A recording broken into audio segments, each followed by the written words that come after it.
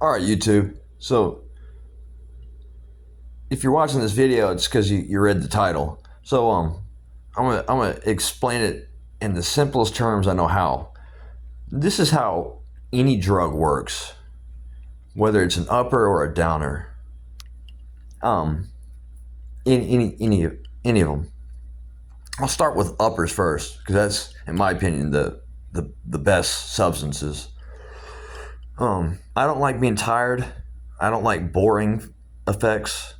To me, marijuana, alcohol, opiates are very boring. Um, I feel like I could have something way better when I'm on any of that. And when they say marijuana is a gateway drug, it's not a gateway drug. What that is for some people, you you don't like the you don't think the effect is as good as it could be. You know there's something better, so you search out other stuff, and eventually you find it. Sometimes it only takes a day. But with stimulants, my favorite class, just with ADHD and sleep disorders and bipolar disorder, and my bipolar doesn't make me excited or energetic. It does the opposite of that. It makes me very angry. So what stimulants do is they calm me down, and there's kind of a lag. So you're gonna, and I can already see it. Anyways, so stimulants calm me down, but it still has the same effect on my brain, sort of. And this is what they do. You have neurons. So neurons is nerve cells and receptors and neurotransmitters. They are all communicating with each other. It's like your brain's a computer basically, but it's an organic computer.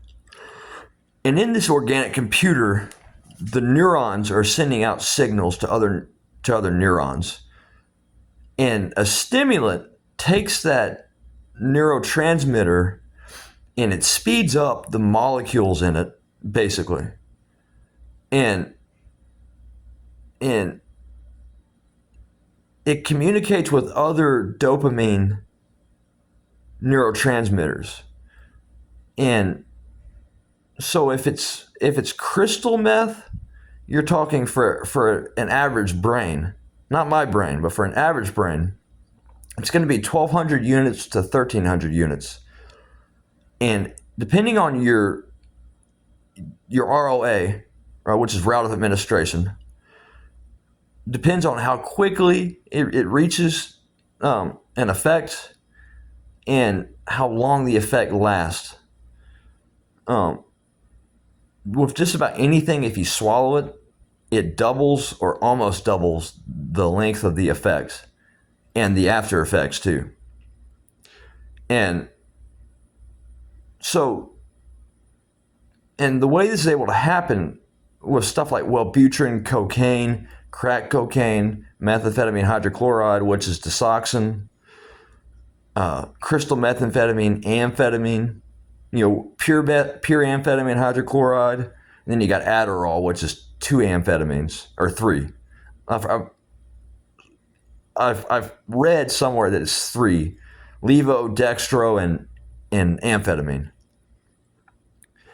And so with cocaine, those 400 with cocaine hydrochloride, which is the powder form, it's either going to be fish scale cocaine or less than 90%. And those alkaloids are going to cause the neurotransmitters to bunch up because it's going to do a thing called dopamine reuptake inhibition, which means it stops. The inhibition means prevents. It prevents the dopamine from having a reuptake. Reuptake is when the neurotransmitter of any kind travels through the nerve cells and gets recycled for further use. And further use, usually, if it's fish scale cocaine, would be an hour later. And if it's you have 60% or less, 30 minutes, 15 minutes later, it continues to travel from one nerve cell to the next because that reuptake, it disappears. It goes away. And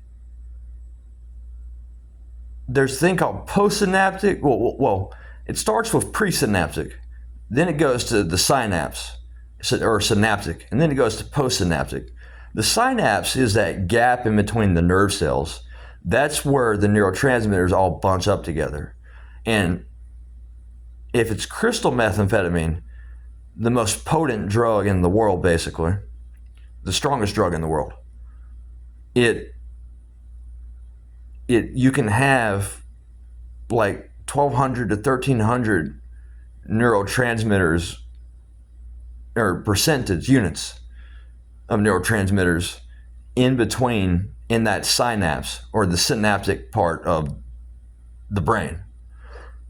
And the presynaptic creates the neurotransmitters, and the postsynaptic is where the receptors are located.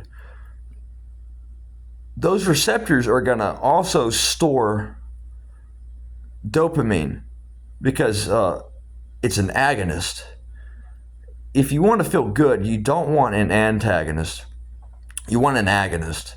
Antagonists block and prevent receptors from bringing in neurotransmitters and from sending out neurotransmitters to the other end. And depending on the depending on the antagonist is how long it's blocked.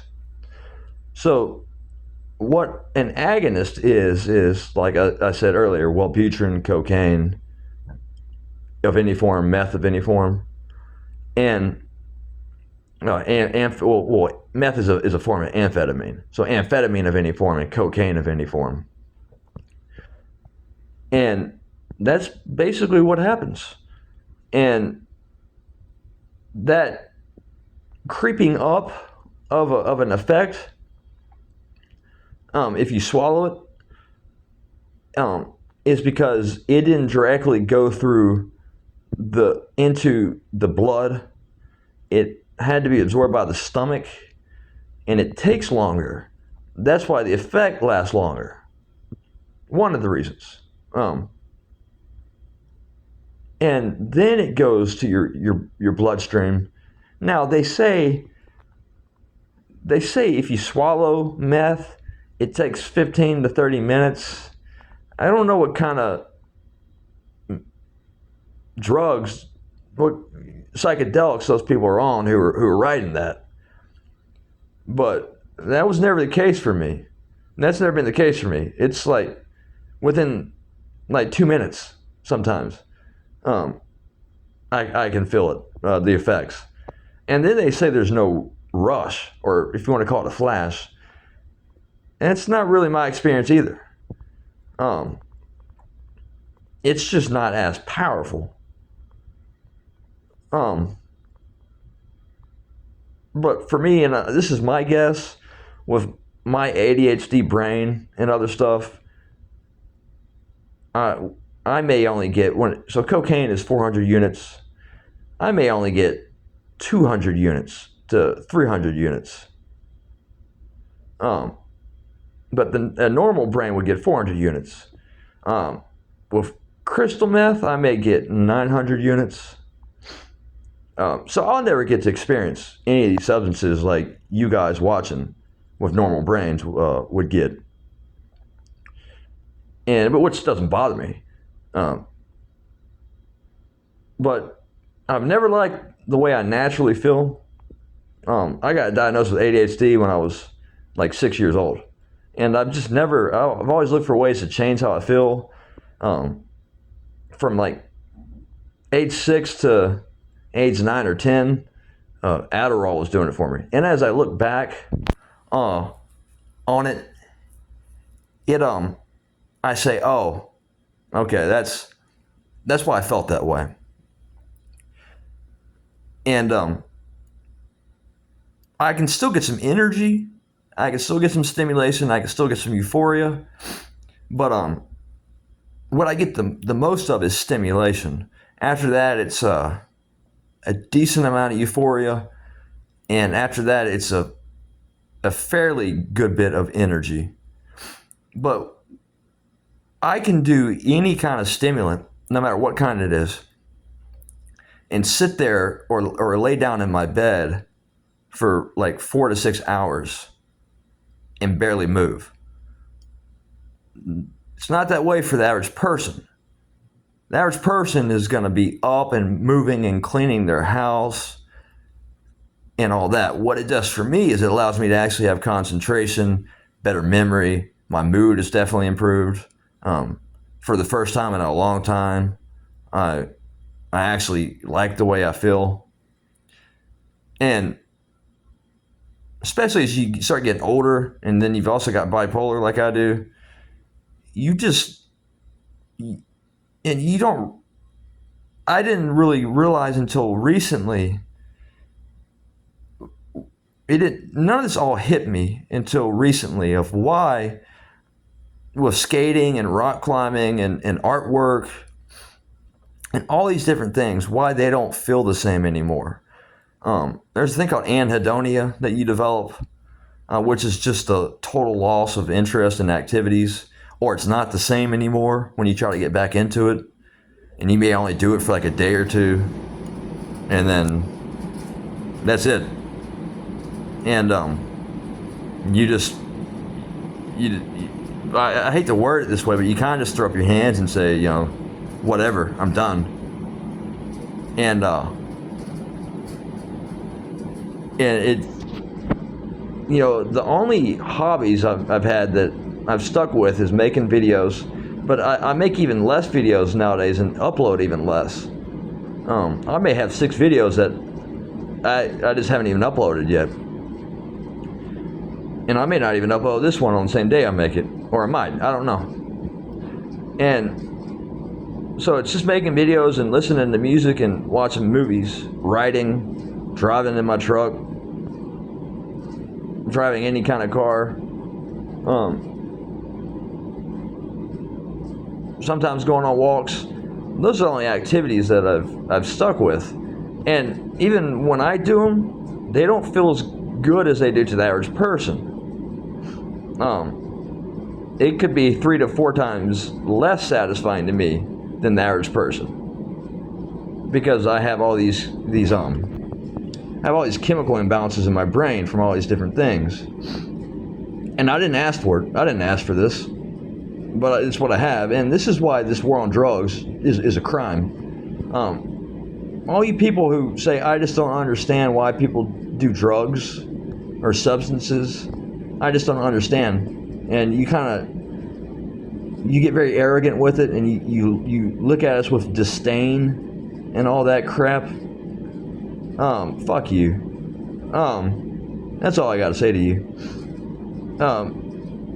Of course it's easy for you, because you naturally feel good either all the time. I've met some people like that, and they think it's from other things. I'm not going to say what it is.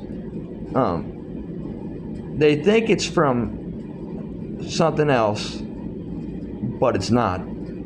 It's them having abnormally large amounts of serotonin and dopamine and norepinephrine. And norepinephrine, from what I understand, creates epinephrine. That's your adrenaline and your noradrenaline. That comes out of the NMDA receptors, the N-methyl D-aspartate. And yeah, so I got people moving outside my window. Anyways, and so that's also a type of neuron, and neurons and catecholamines and endorphins and neurotransmitters are all sort of the same thing. There's 4 catecholamines, which are the main ones everybody knows about. But the NMDA receptors also are responsible for glutamate. That's your excitement. So the NMDA receptor is if you're trying to pull an all-nighter, That's what you want. You don't want a lot of dopamine. Dopamine is a different type of energy, and energy is a different type of stimulation is a different type of energy, and energy is a different type of stimulation. And you could say serotonin is sort of a stimulation. And that's your happiness and your joy, your positive attitude, stuff like that. And so all these people who feel good all the time, who say, I just don't understand why people do drugs and why they risk it and stuff like that, and they want to say you're breaking the law, or I don't do this because it's illegal. Here's the thing, if you're like me, you're not gonna care that you're breaking the law, because feeling better for once, or feeling good for once, for the first time in a long time, is eventually gonna be more important than, hey, what does the law say? Does that mean I'm gonna go out and do all these terrible, evil, horrible things to people? No, it doesn't. But I've never really had the natural ability to really care about the law. And I've known people and had friends that have gone into law enforcement and the other stuff involving the justice system, and I'm good friends right now. I'm not gonna go into full detail. I don't know if they want me to, but I'm friends right now with some people who are high up in the legal system, and probably always will be good friends with these people. But if I were to get caught by the police, which I'm not, you gotta outsmart the police.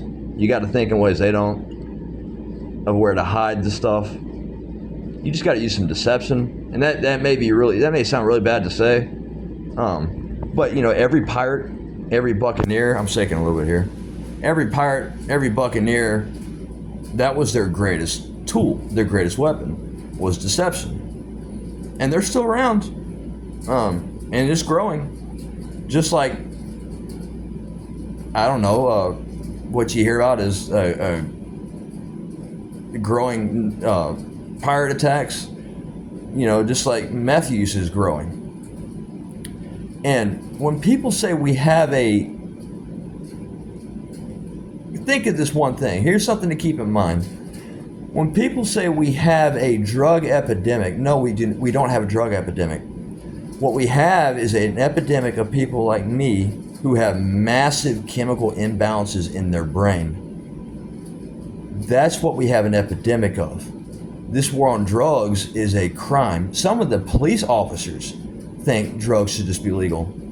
Some of the judges think drugs should just be legal. Some of the lawyers believe drugs should just be legal. And it's gonna happen eventually. And I'm gonna be celebrating. And the DEA, we're gonna wave goodbye to them. And the FBI Drug Task Force, same thing. We're gonna wave goodbye to them. They won't be needed anymore. It'll probably be the FDA that takes it over.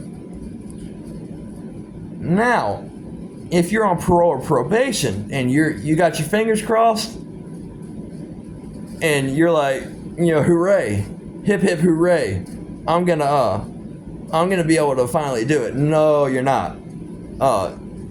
You'll because alcohol is legal, and you're not allowed to do that when you're on parole or probation. I mean, almost everybody does it at some point, but you're still not going to be allowed to.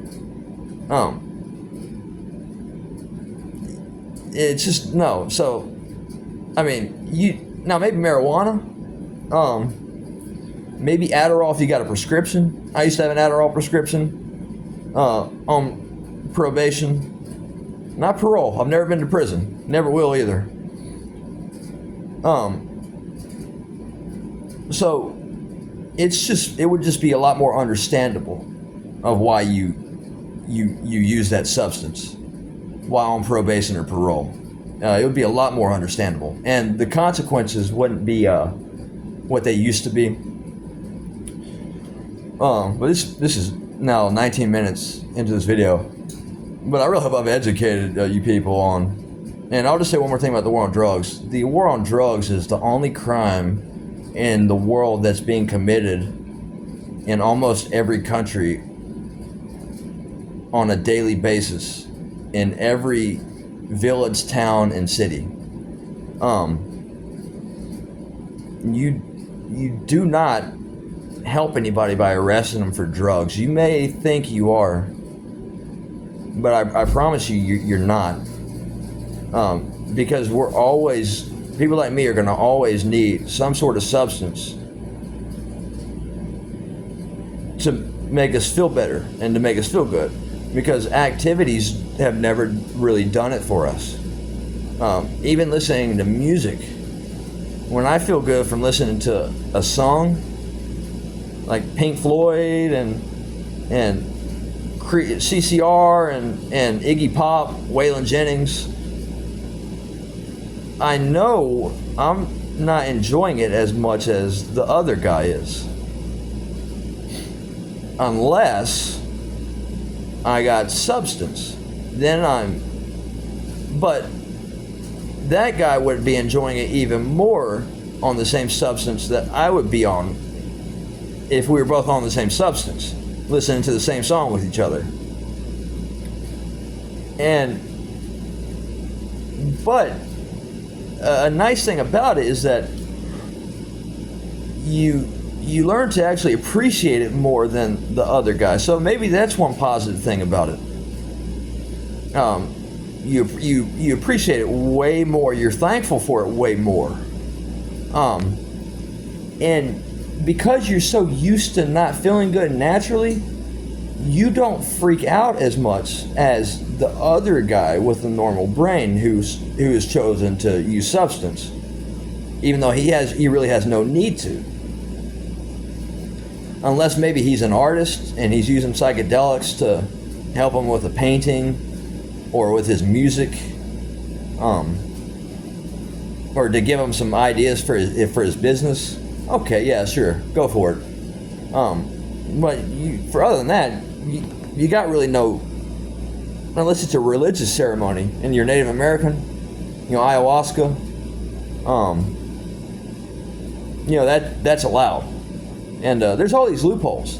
One of the greatest loophole with the war on drugs, or the so-called war on drugs, is that if they don't have a search warrant, whatever they find in your house does not count. It gets thrown out in court.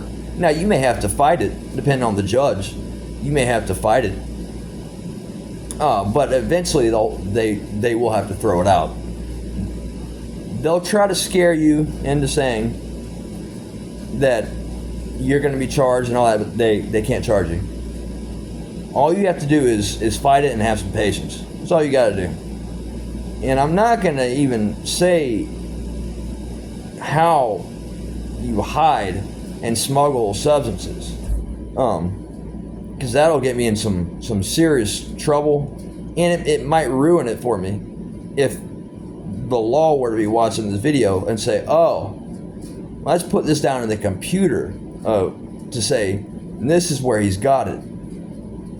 All you gotta do is use some deception and think in ways that the average police officer doesn't think, because their imagination is limited because they're in the government.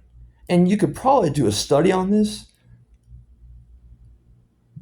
The average government worker, whether it's local, state, or federal, or international, even though international government is really the U.S. federal government, okay, FBI a lot of times is more powerful than Interpol. Maybe Interpol, has a bigger package than the FBI when they pull out their badges or their IDs, whatever it is you want to call it. And okay, yeah, but usually it's FBI that comes out on top. And so you probably have less of an imagination if you go by the rules and the laws in the book. It's people who are always looking for stimulation, um, who are able to expand their imagination even when they're sober or clean. And so all you gotta do is just have a bigger imagination. You'll figure it out. And please don't ask me in the comments what is it you're talking about? Where do you hide it? What kind of deception are you talking about? Because I'm not going to tell you. I'm just not taking the risk. But anyway, so this video is basically mostly about how you experience the effects of all these substances.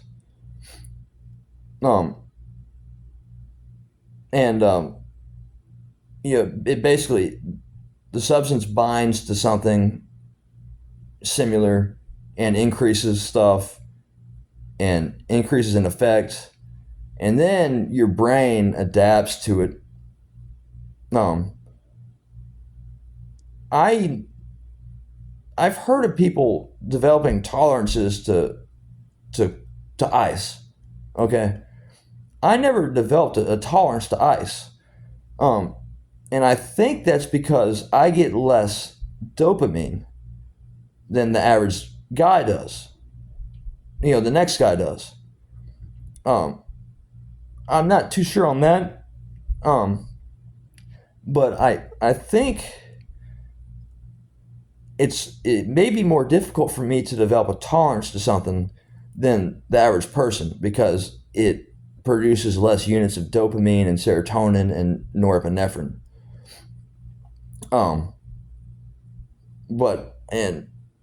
Those catecholamines are not the only neurotransmitters. I'm not sure how many neurotransmitters there are. My guess is maybe 50 different types. And then all of those neurotransmitters all have subtypes. 5-HT1A, 5-HT2A.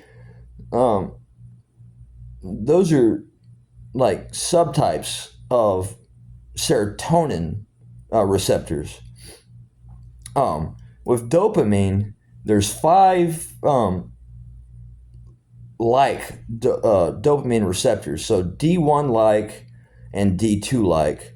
D1 like is D1 and D5. D2 like is D2, D3, and D4. And I'm coming off a thing called paliperidone. And just real quick before I end this video. I'm wearing a shirt right now that says every antipsychotic sucks. They truly suck. And it's not just because you can't get high on them. You just don't. I mean, you feel even worse than you usually do without the antipsychotic. And I mean, you literally get no natural feelings of dopamine and serotonin and anything from the NMDA receptor, which would be glutamate, norepinephrine, epinephrine. And but cocaine targets the D1 and D5 receptors of any kind, and meth of any kind targets the D2, D3, and D4 receptors. I'm not too sure how much of each one it does. I just know which receptors they target. Psychedelics target the serotonin receptors mostly. They say ecstasy is a hallucinogen, or not really. You don't hear people say it's a psychedelic, but you do hear some people say it's a hallucinogen. It may change. You may be able to consider it that, but ecstasy actually it's a CNS stimulant, but it actually increases your serotonin and your norepinephrine more than dopamine. I don't know how many units of dopamine. My guess is I'd say maybe about 200 units. That's just my guess. And what you don't want a lot of is serotonin. Um, Serotonin will, if you have too much serotonin, it'll kill you. There's a thing called serotonin syndrome. Even minor serotonin syndrome is, from what I've read and heard, is horrible. So don't ever mix it. I do a thing called Kana. It's a natural SSRI, so selective serotonin reuptake inhibitor. So the serotonin is bunching up in between the nerve cells. You don't mix Kana with another SSRI or something like ecstasy, because that can increase your chances of serotonin syndrome. And it takes around 2 hours for serotonin syndrome to kick in. And if you ever, if you're watching this and you're on an SSRI, or you like ecstasy, or you like a stimulant, any other kind of CNS stimulant, be very careful mixing an SSRI with it, because, and you need to go read up on, if you're going to take that chance, read up on what serotonin syndrome is like, the symptoms of it, because it may save your life. You definitely want to know that the reason I'm feeling this way is because holy crap, I got something seriously wrong, piling up, increasing in my brain. Even though serotonin is actually mostly found in the stomach. 95% of serotonin is actually in your stomach, and the other 5% is in your brain.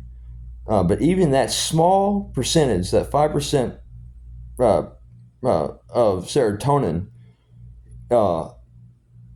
can kill you. So be careful with that. Now you can mix Kana and Wellbutrin together. Those are both mood stabilizers. You can mix Kana and Wellbutrin with Abilify, which is what I'm about to be going on. As of tonight, I'll be taking my first Abilify pill, 5 milligrams. And what I'm excited about is that it's not, they say it's an antipsychotic, but it's not an antipsychotic. It's a dopamine stabilizer. So what it does is when it crosses the blood-brain barrier and begins working on you, it's a partial antagonist, a partial agonist, and an agonist. So what it does is it increases your dopamine massively at times when it's needed, and at times when it's not needed, when you get into some trouble like I have in the past, from before I officially learned I've got bipolar and all this other stuff. I knew I had ADHD and I knew I had sleep disorders, but I didn't know I had bipolar. My bipolar is horrible. I'm just coming out of a 2-day bipolar low. It always starts with me being very angry, and I start having debates with myself out loud and in my head on everything. And it goes from anger to rage. And if I'm not careful, I get in legal trouble with the rage. That's mania. The hypomania is the anger, the mania is the rage. And it just screws with me. And so what this Abilify is going to do is it's going to increase my dopamine massively when it's needed, and it's going to decrease it massively when it's needed. And stuff that would make me feel like swinging on somebody. Sometimes I get these thoughts when I'm talking to somebody of just swinging on the person, and just smacking them right in the face. This is anybody. And I don't know. This started a few years ago, maybe 3.5 years ago, which is when my bipolar really got the worst. It started during the Army, and it lied dormant. Um, and then it really came out around 2020, 2021, somewhere around there. And then I got in some legal trouble and got put in veterans court. I'm still in veterans court. Um, so I'm almost out of it, and they want me on a shot, and so I went with Abilify because it's not an antipsychotic really. They say it's an antipsychotic, but it's not really. Um, and if I like it enough, especially when I get out of veterans court, I'm partying and real hard, and I may find out the Abilify makes the experience even better.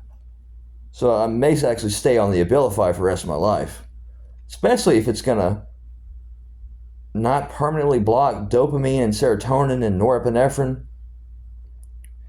Um, I caused, and if you're coming off an antipsychotic and you really want it to be sped up, there's some ways you can actually do it. You can make the peak end early, and you can make the first half-life be reached early. I caused the peak to end 2 weeks early, almost 3 weeks early, and I caused the first half-life to be reached 5 days early. And I can tell I'm coming up on the second half-life, because I'm feeling really good today, and yesterday and the day before was bipolar depression, massive bipolar depression, and it started with the anger, and then it just went into depression, and what my bipolar does is it causes me to go back on all my beliefs and what I say to people. My bipolar doesn't make me excited or happy, and it doesn't increase my dopamine. It targets my personality and my belief system the most. I do believe in the Bible. I do believe that Christianity is the one true religion, but I go back and forth from I believe it to I don't believe it to I believe it to I don't believe it. But something deep down inside me tells me to stay with it, to stick with it. And I believe, you don't have to believe this, but I believe that's my God talking to me, knowing what I'm going through. And when Christians say drugs are a sin, maybe being drunk is a sin. There's nothing medicinal about alcohol. They say it's a painkiller. It's not a painkiller. I've never been able to take away the pain from alcohol. Now, whiskey may disinfect something, but there's better stuff to disinfect a wound with than whiskey. At one point in time, that was the only what do they call that? They call it it's not a disinfect. It is a disinfectant, but they call it an antiseptic. It may have been the only antiseptic there was, if you want to call it that. And so I got more people moving outside my room. All right, yeah, they're gone. But alcohol's not really medicinal. And I smoke. I like cigarettes, but one day I'll give them up. And tobacco is not medicinal either, and caffeine's not really medicinal either, because you develop a tolerance for that. Even I have developed a tolerance for caffeine and nicotine. But with everything else, I've never developed a tolerance for it because my brain doesn't increase as much neurons. It doesn't have as many neurons. as the average person. I would have less dopamine receptors, or less less activity between the neurotransmitters and the receptors. So, and the only this is what's really funny. They call it a controlled substance. Most people have never considered why it's called a controlled substance. That's part of the propaganda of the drug war. They don't control it. They try to control it. They're uncontrolled substances. A controlled substance would be all the stuff that's legal. Alcohol, nicotine, caffeine. And those should be the only drugs that are Schedule 1. All the drugs that they say are Schedule 1 have medical uses for them. Now, they'll say they haven't been approved or it hasn't been proven yet.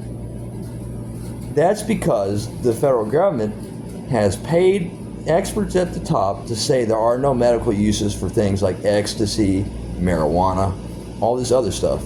But we know there is. Okay? It's part of the propaganda.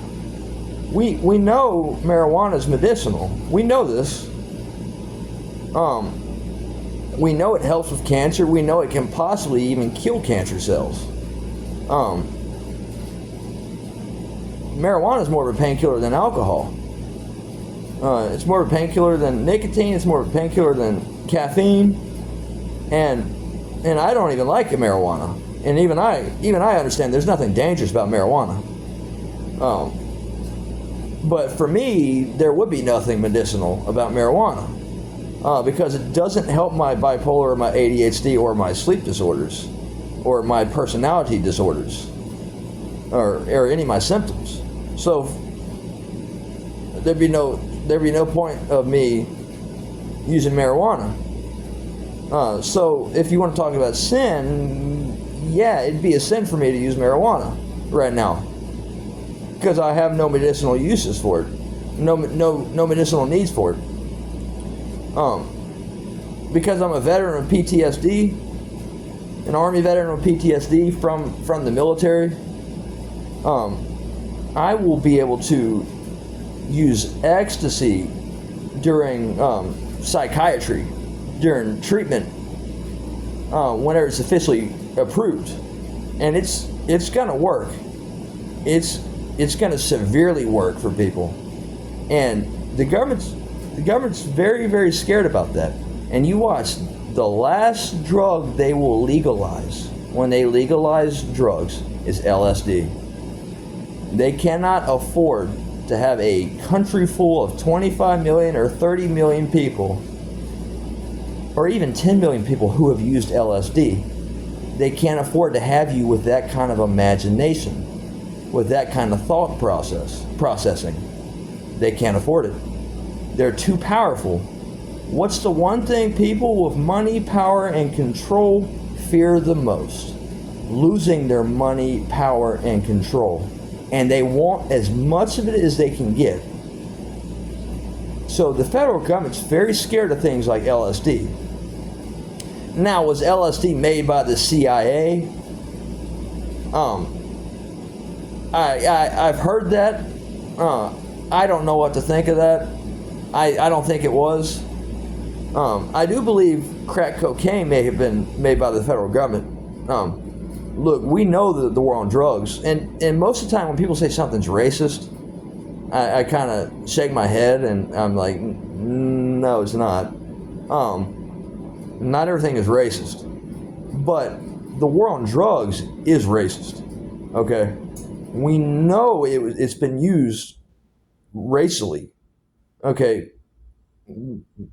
Crack cocaine made its way, and I hate to say this, I really do, but it made its way into the black community the most because so many of them wanted cocaine, and this is what I really hate to say the most of, because this is very unfortunate. A lot of them could not afford cocaine, so crack cocaine made its way into the black community. Now, I have heard when it first came out, it was lasting 45 minutes. Um, I've heard that from a few sources. I don't know how true that is. But nowadays it only lasts, 5 minutes to 15 minutes. But it is more intense. The rush of crack cocaine is more intense than the rush of crystal methamphetamine. Um, so, and crystal methamphetamine and crack cocaine have always been associated, well, not so much anymore. Um, Everybody's doing crystal methamphetamine when it comes to economic status and social status, um, gender, sexuality, religion, philosophy. I have found crystal meth 6 or 7 times in 6 or 7 different locations in the past 5 or 6 years. Um, I got into methamphetamine hydrochloride, which is desoxin, on accident. I found a bottle of that had 16 of them. It was extended release, and it lasted me 13 days, something like that. And then when I was homeless in Austin, Texas, I found literally 2 or 3 pounds of crystal meth in a coffee maker in my motel room. I don't, maybe this is God wanting me to stop using it eventually and tell people about it. But I don't know. I have made a deal with God that I will quit crystal meth at some point in my life. I will quit the cocaine at some point in my life. I might quit the amphetamine, but I'm not going to ever quit the coca leaf. That has been more beneficial to me than Adderall has, especially if it's cooked. If it's cooked, it may be 3 times less potent than cocaine. So that would mean it takes your dopamine up to 150 units to maybe 200 units. And I've been able to learn so much using Coca. Coca has been the best plant for me. You can get it all over the place. It's in the gray market right now. It's not the black market. It's the gray market. And it's gonna be completely legal. I say in a year. It's already sort of completely legal. There's a thing called Lipidrine Elite. I just got some in the mail today. And yeah, it's 10:10 p.m. So I got some in the mail today. And go get some. Even coming off this antipsychotic, even I can feel it working. And I've never been able to learn so much stuff and memorize so much stuff with these Coca products. They'll say that you can make cocaine with coca leaf. I know how to make it, but the average person doesn't know how to make it. The average person doesn't have the outdoor space for it, and the average person doesn't have enough money to go get all the chemicals needed. And the average person doesn't have access to that many coca leaves. You got to have like 250,000 coca leaves to make a gram of cocaine, okay? Nobody in America is going to be making cocaine with coca leaf. Nobody. Okay, that's only in South America. Only. And maybe Sri Lanka and Indonesia, they grow it there too. Or cultivate it there. But yeah, anyway, so I'm 49 minutes into this video. I don't know how many people are going to be watching this video, but this is just a bunch of random stuff. And so yeah, basically, that's it. Thanks for watching.